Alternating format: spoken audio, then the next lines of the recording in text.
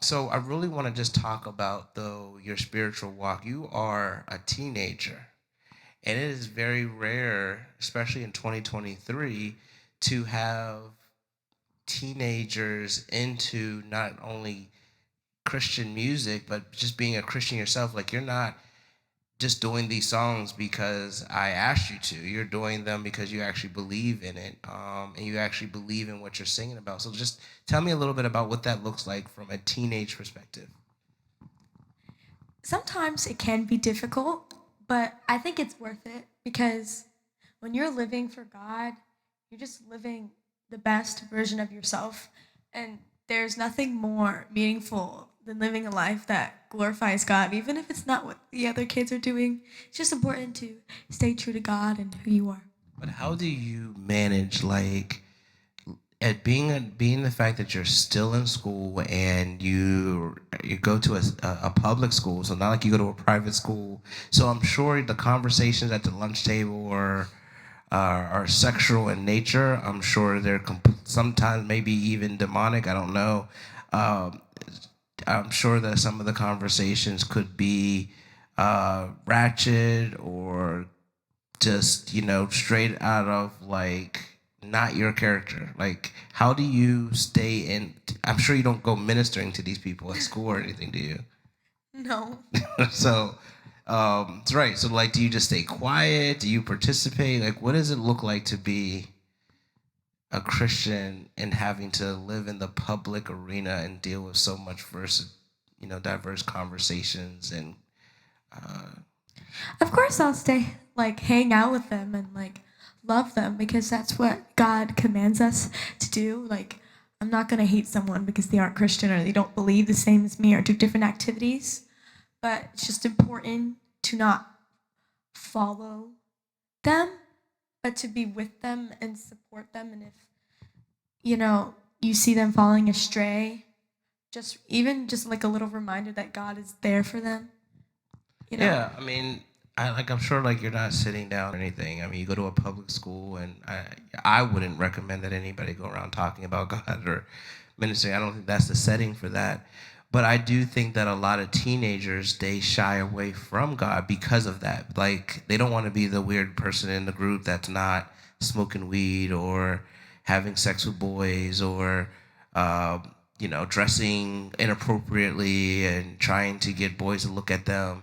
I don't. I feel like when you're dealing with the teenager girls in the circle, they want to be like their friends. Do you have that time where you kind of just want to just fit in? Like I'm just gonna do it just because my friends are doing it. Sometimes I think it happens to everybody. A lot of people want the feeling of being accepted, but maybe being accepted isn't what's best for you or your relationship with God.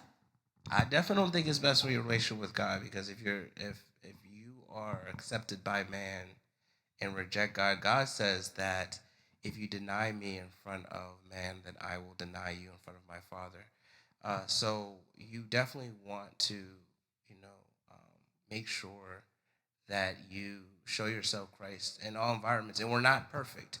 And I think a lot of times what that looks like is, oh, just because I act this way or I did this particular activity, that means I must not be a Christian. Do you ever have those type of doubts? Oh, because I did this or I did that, maybe I'm not as much as a Christian as I thought. Have you ever had those feelings? I think sometimes, but then I remember that God has sent his son to forgive us, and if that we repent and we realize what we did wrong, God will always forgive us. So even when I mess up, I go immediately to God. I'm like, God, I'm so sorry. I know I shouldn't have done that. I feel forgiven.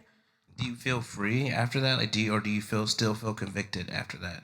I feel free. I was just reading a devotional yesterday. I'm pretty sure it was about either David and or Daniel, and they were like the devotional was talking about how even after all the mistakes that he made, because God had forgiven him, he felt free. Yeah, I think um, if David wrote the book of Psalms, and It was David. It definitely was David. yeah, he It wrote the definitely book was of David. Psalms, and a lot of that is his just mind dumping of everything that has been going on. And David went through a very, very non-Christian, like a lot of the stuff he went through.